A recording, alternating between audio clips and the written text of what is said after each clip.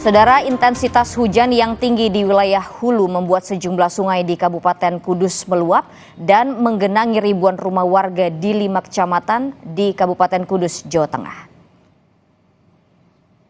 Inilah gambar pantauan udara permukiman warga yang terendam banjir. Ada 29 desa di 5 kecamatan yang terdampak banjir.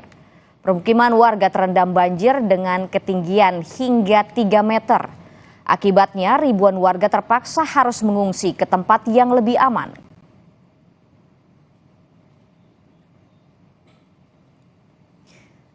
Tanggul Sungai Wulan yang memisahkan Kabupaten Kudus dan Demak kembali jebol akibat tidak mampu menahan debit air yang tinggi.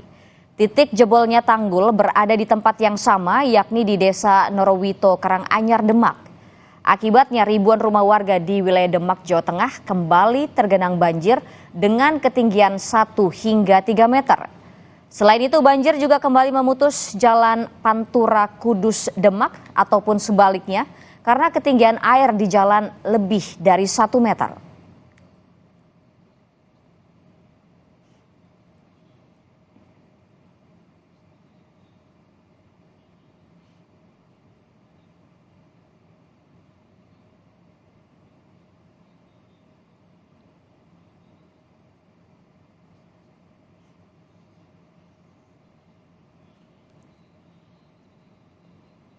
Jebolnya tanggul Sungai Wulan terjadi yang kedua kalinya.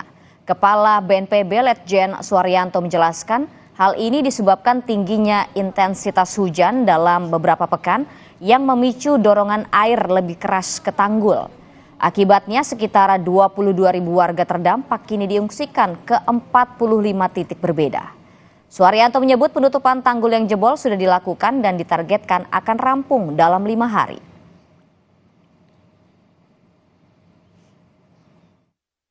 Sudah tertutup itu ya, ternyata mungkin karena dorongan airnya lebih keras, hujan juga beberapa minggu kemudian datanya lebih ekstrim sehingga jebol lagi di titik yang sama.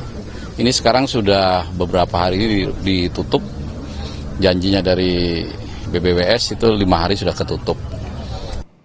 Hingga Senin malam banjir masih merendam permukiman warga di 31 desa yang berada di 5 kecamatan di Kudus, Jawa Tengah.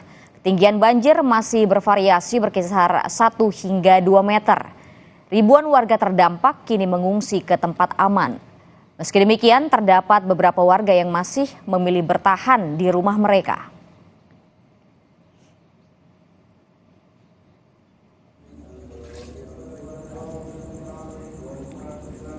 Untuk mengetahui situasi terkini banjir di Kudus, Jawa Tengah, kita bergabung dengan jurnalis Kompas TV, Iwan Miftahudin. Selamat pagi, Iwan. Bagaimana kondisi banjir saat ini? Apakah sudah mulai surut atau justru semakin meninggi, Iwan? Ya, selamat pagi kita dan saudara.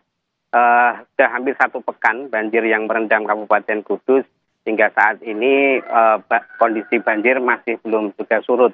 Bahkan dari data BPBD yang kemarin itu datanya 29 desa, sekarang bertambah lagi berdampak ke 31 desa di 5 kecamatan yang ada di Kabupaten Kudus. Ketinggian air sendiri ini bervariasi mulai dari 1 hingga 2 meter di titik-titik pemukiman warga. Kondisi ini membuat sebagian warga sudah mengungsi dan dari data BPBD saat ini terdapat 4.188 pengungsi yang menempati 25 titik pengungsian yang ada di Kabupaten Kudus. Meski demikian masih banyak juga warga yang masih memilih tetap bertahan di rumah. Mereka beralasan bahwa masih bisa beraktivitas di rumah dan sambil menjaga harta benda mereka. Nah, kondisi ini kalau boleh saya menambahkan bahwa banjir ini disebabkan selain luapan sungai karena adanya intensitas hujan yang masih tinggi di Kabupaten Kudus, ini juga diperparah dengan jebolnya tanggul Sungai Wulan yang bersebelahan dengan Kabupaten Kudus. Jebolnya tanggul ini berdampak kepada ribuan warga di Kabupaten Demak juga terpaksa harus mengungsi ke Kabupaten Kudus lagi. Karena mereka pada awal Februari lalu sudah sempat pernah mengungsi, tapi karena jebol lagi mereka akhirnya terpaksa mengungsi ke Kabupaten Kudus. sementara itu dari dampak jebolnya tanggul ini juga memutus akses jalur Pantura Kudus Demak maupun sebaliknya yang di sana terdapat genangan lebih dari 1 meter. Dan selain itu juga arus sungai ini juga masih deras berada di Jalan Pantura. Nah, untuk mengalihkan arus lalu lintas dari petugas kepolisian sudah membuat beberapa rekayasa, diantaranya dengan membuat jalur alternatif dari Demak menuju ke Kudus ini melewati Kabupaten Jepara. Sehingga para pengguna jalan yang ingin beraktivitas disarankan tidak melalui jalur Pantura Kudus Demak, khususnya di Karanganyar, tapi mereka dialihkan menuju ke Jepara, kemudian baru ke Demak. Seperti itu kita. Iwan, air ini menjadi sulit surut selain karena intensitas hujan yang masih cukup tinggi. Kemudian ada persoalan jebolnya tanggul. Nah, proses merampungkan untuk kembali menyambung tanggul tersebut itu sudah sejauh mana, Iwan? Ya, kemarin Kepala BNPB setelah meninjau langsung untuk penanganan tanggul yang jebol, yang titiknya adalah sama dengan sebulan sebelumnya. Memang petugas sempat mengalami kendala karena derasnya air dan tingginya debit air, sehingga untuk menambal tanggul ini harus membutuhkan tenaga yang ekstra. Meski demikian, dari Balai Besar BPWS dan dari Kementerian PUPR menargetkan perbaikan ini akan bisa selesai dalam waktu 5 hari ke depan. Kalau kita flashback ke belakang pada sebulan pertama, ini dampak dari jebolnya tanggul ini sempat memutus jalur Pantura sampai 10 hari. Nah, kita tidak tahu apakah nanti memang bisa lebih cepat penanganannya atau memang nanti akan bertambah waktunya. Tapi sampai saat ini petugas dari Kementerian PUPR masih berupaya menambal titik jebolnya tanggul yang mengakibatkan bencana banjir di Kabupaten Kudus dan Demak ini. Iwan, tadi Anda menyebutkan bahwa posisi jebolnya tanggul itu ada di titik yang sama begitu ya. Nah, apakah ada penjelasan dari BNPB atau BPBD atau pihak kementerian terkait mengapa jebolnya tanggul ini ada di titik yang sama, Iwan?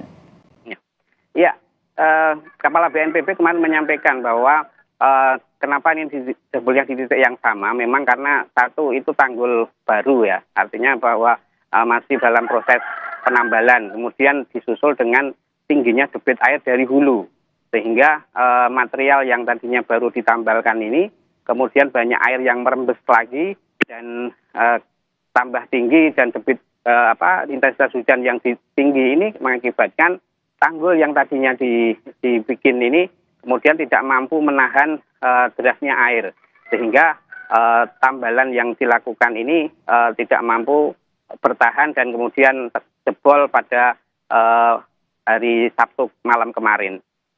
Begitu kita.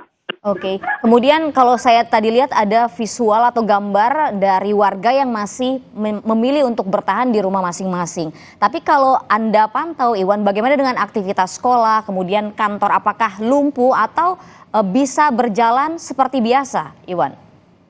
Ya, tentunya dengan adanya genangan banjir setinggi lebih dari 1 meter ini mengakibatkan aktivitas warga di Kabupaten Kudus khususnya ini terganggu kita. Memang warga untuk beraktivitas ini terpaksa harus menggunakan rakit yang mereka yang masih bertahan di rumah ya. Ini harus menggunakan rakit untuk melewati genangan. Selain itu, dampak banjir ini juga dari data Dinas Pendidikan ini terdapat 29 sekolah dasar yang terdampak genangan banjir dan 4 sekolah menengah pertama yang saat ini kondisinya juga masih tergenang banjir. Sehingga untuk aktivitas belajar ini Dinas Pendidikan memutuskan untuk dilakukan secara daring. Artinya mereka tidak memasukkan siswanya ke sekolah, namun proses pembelajarannya dilakukan secara daring. Oke. Kemudian tadi kan ada warga yang memilih untuk bertahan di rumah, padahal tingginya banjir ini mencapai 1-3 meter, Iwan. Karena khawatir mereka mungkin ada maling begitu ya, sehingga mereka memilih untuk menjaga harta benda mereka. Kalau dari pantauan Anda sendiri, Iwan, apakah pihak keamanan memang disebar di titik-titik banjir untuk menjaga rumah yang ditinggalkan warga yang memilih untuk tinggal di pengungsian, Iwan? Ya, memang benar bahwa sebagian warga kebanyakan masih bertahan di rumah masing-masing dengan alasan mereka menjaga harta benda mereka. Upaya dari pihak keamanan dalam hal ini untuk menjaga keamanan itu sudah membuat pos-pos pengamanan di setiap pintu desa untuk nantinya memberi rasa aman kepada warga yang ditinggal rumahnya dan harta benda yang ditinggal mengungsi. Meski demikian masih banyak juga warga yang tetap milih bertahan dengan alasan mereka masih bisa beraktivitas di rumah. Seperti di tempat saya melaporkan ini di Desa Jatiwetan, ini kebanyakan warganya masih bertahan di rumah karena mereka memang sudah terbiasa dengan kondisi banjir dengan ketinggian 1 hingga 2 meter. Kebanyakan mereka juga rumahnya sudah ditinggikan, jadi mereka mengaku masih bisa beraktivitas di rumah. Sehingga mereka tidak mengungsi ke tempat pengungsian yang sudah disediakan oleh pemerintah kita. Oke, rakit yang tadi Anda sebutkan, Iwan, itu apakah disediakan oleh BNPB atau mereka menyusun rakit sendiri untuk kemudian bisa beraktivitas di tengah banjir, Iwan? Ya, untuk melewati genangan banjir, memang warga harus berinisiatif membuat rakit sendiri kita. Karena apa? Karena memang untuk yang perahu karet maupun perahu yang untuk evakuasi ini tidak disediakan oleh pemerintah. Artinya bahwa perahu karet ini hanya dikhususkan untuk mengevakuasi warga yang hendak mengungsi. Sementara warga yang memilih tetap di rumah ini harus berupaya merakit sendiri rakit untuk bisa melewati genangan banjir. Seperti itu kita. Terakhir Iwan, ini kan banjir meluas. Kalau saya tidak salah ada sekitar 31 desa yang terdampak, kemudian ada sekitar 4.000 jiwa yang terdampak dan kemudian mereka mengungsi. Sejauh ini ada berapa titik pengungsian yang disiagakan dan bagaimana kondisi mereka di pengungsian, Iwan? Ya, di Kabupaten Kudus sampai saat ini terdapat 25 titik pengungsian yang tersebar di beberapa wilayah. Untuk kondisi pengungsi saat ini tidak hanya dari Kabupaten Kudus, tapi juga masih banyak juga pengungsi yang berasal dari Kabupaten Demak. Dari data yang kami peroleh, setidaknya ada 1.700 pengungsi di antaranya ini berasal dari Kabupaten Demak. Nah, mereka di pengungsian ini, karena ini di bulan Ramadan, di bulan puasa, ini masih menjalankan ibadah puasa. Nah, untuk memenuhi kebutuhan logistik para pengungsi yang menjalankan ibadah puasa ini, pemerintah juga telah mendirikan sebanyak 16 dapur umum yang setiap hari akan menyuplai kebutuhan logistik dari para pengungsi yang sedang menjalankan ibadah puasa. Sementara itu untuk kondisi kesehatan warga, memang ini setelah beberapa hari warga juga sudah mulai banyak yang mengeluh pusing, mual-mual karena memang kondisi di pengungsian mereka masih banyak juga yang tidak kebagian untuk alas tidur seperti itu kita. Baik, terima kasih Iwan Miftahudin yang melaporkan langsung dari Kudus, Jawa Tengah.